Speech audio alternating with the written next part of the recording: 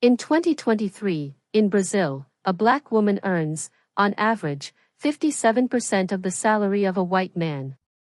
70% of single mothers in the country are black. And for every young black person who manages to enter university, dozens are turned away at company doors because of their favela address. What you are about to hear is not just another sad story. It is the story of Maria. A story based on real events, repeated thousands of times every day in this country. It is the story of a woman who learned, from an early age, that the world saw her as inadequate simply because of the color of her skin. Today, Maria is 38 years old. She has 3 children to raise. Her husband is in prison. But to understand how she got here, we need to go back in time. We will go through hunger, prejudice at company doors, and the loneliness of being everything for everyone, with no one for herself. This journey is long and painful. We will divide it into 10 chapters.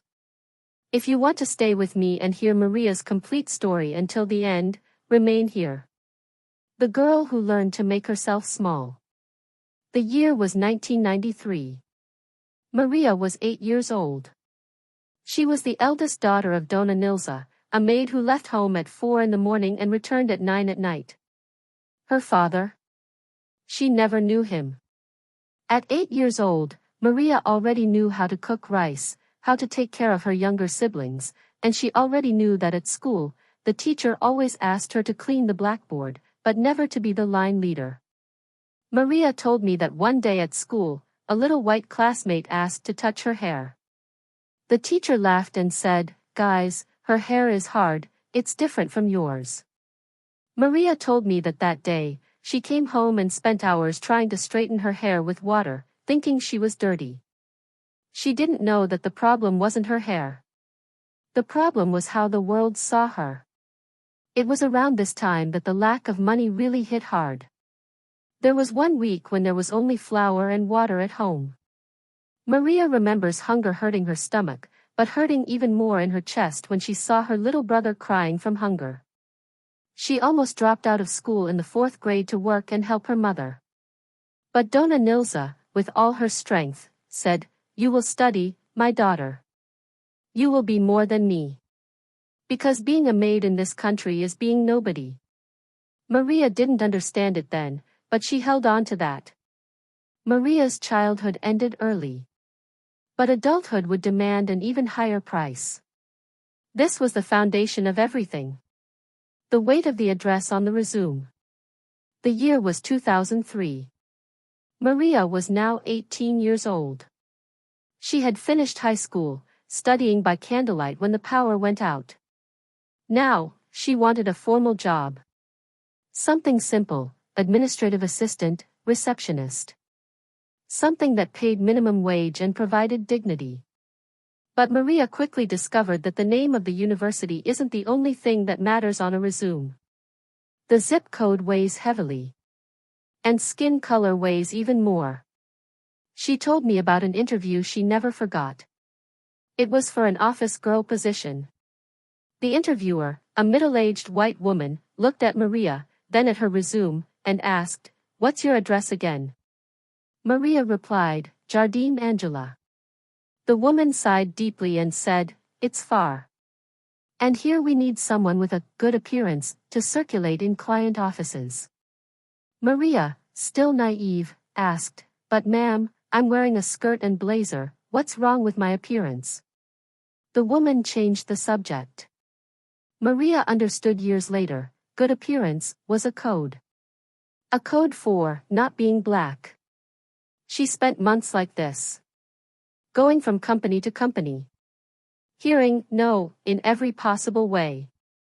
Until the money finally ran out. With no options, Maria went to work at the market. She woke up at 3 in the morning to carry tomato boxes. At 19, with cracked hands and aching back, she looked at girls her age going to college and thought, "Why not me?" It was in the middle of this chaos, carrying boxes at the market, that she met a young man. The man who came with promises.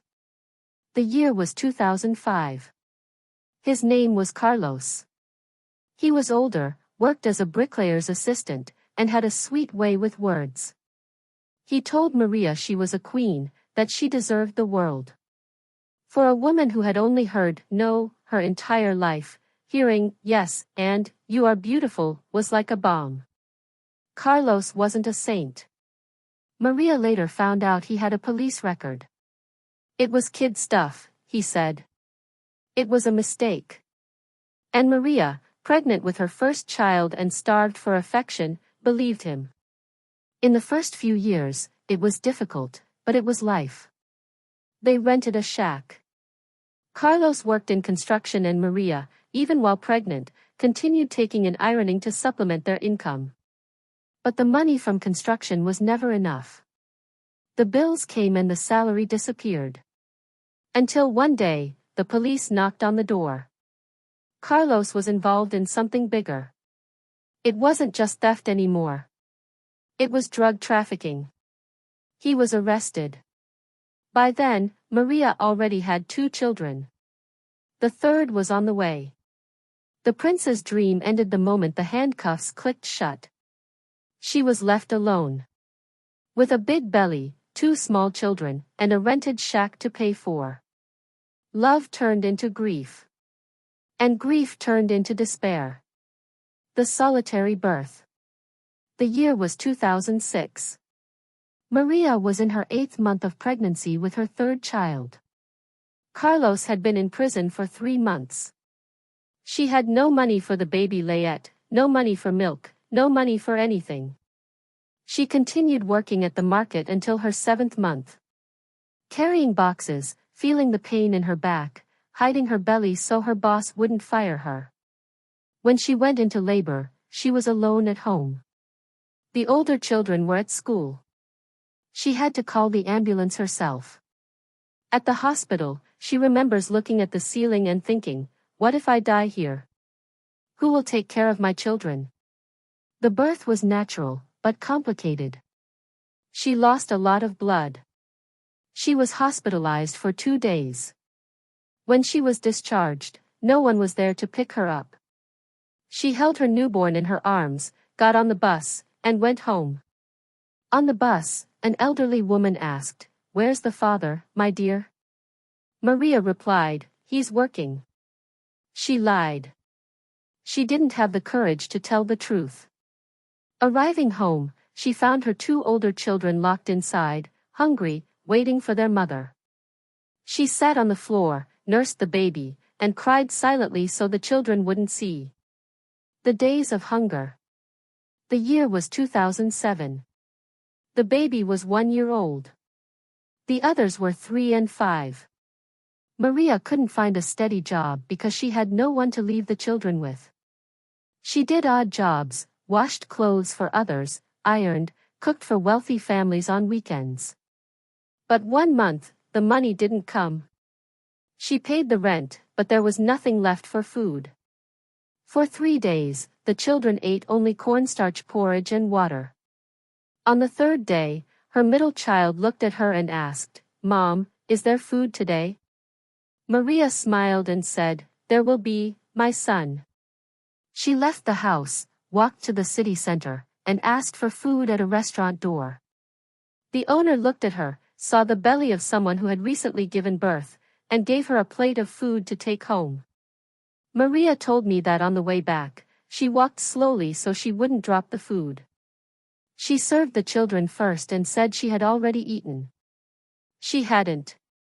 She just watched her children eat, her own stomach aching with hunger, but her heart warm from seeing her children satisfied. It was that day she swore to herself, "My children will never go hungry again. Never again." The visit to the prison. The year was 2008. After 2 years, Maria finally managed to save enough money to visit Carlos in prison. It was a long journey. She woke up at 3 in the morning, left the children with a neighbor, took 3 buses. Arriving at the prison, she faced lines, humiliating searches, judgmental looks. She told me the searches were the worst part. The prison guards treated the women as if they were criminals too. As if the husband's crime was their fault. When she finally saw Carlos, he was thin, gaunt, with sunken eyes. He apologized. Said he would change. Said that when he got out, he would be a different man. Maria listened in silence. She wanted to believe, but life outside was too hard for her to cling to promises. On the way back home, she broke down on the bus. She cried hidden, her face turned to the window. She told me, that day, I understood that I was married, but I lived like a widow. And worse than a widow, because a widow's grief ends. Not mine. My grief had no end in sight. Prejudice at the children's school. The year was 2010. Maria's eldest son, João, was 8 years old. He was a smart, curious boy who loved school. Until one day he came home crying. A teacher had told him that people from the favela don't go far in life. Maria's blood boiled.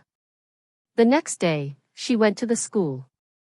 She wore her best clothes, which weren't much, but they were clean. She asked to speak with the principal and the teacher. When she arrived, the teacher barely looked at her face.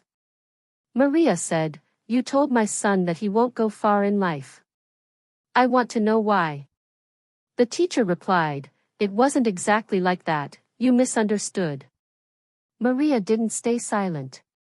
She said, "I understand perfectly. I know you looked at my son, saw his color, saw his address, and decided he's worthless. But you're wrong. My son will go far. And he will because I won't let him give up." The principal was embarrassed. The teacher awkwardly apologized. Maria left with her head held high, but with a broken heart. She knew that wouldn't be the last time her children would hear something like that. Illness and fear. The year was 2013. Maria started feeling chest pains. It wasn't a heart attack, it was anxiety. Panic attacks.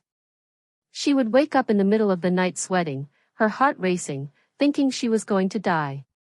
She had no health insurance. No money for a psychologist. So she learned to deal with it alone. When an attack came, she would sit on the floor, put her hand on her chest, and repeat, "Calm down, Maria. Breathe. If you fall, who will lift your children?" She told me that once, during a very severe attack, she locked the children in the room so they wouldn't see. She stayed in the bathroom, sitting on the cold floor, waiting for it to pass. Her middle child knocked on the door. "Mom, are you okay?"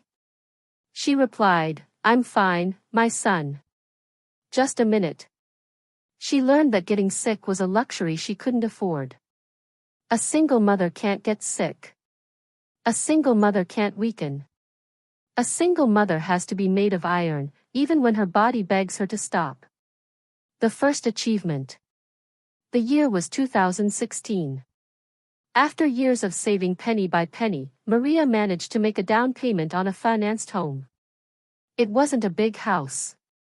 It was a 2-room shack on the outskirts, but it was hers.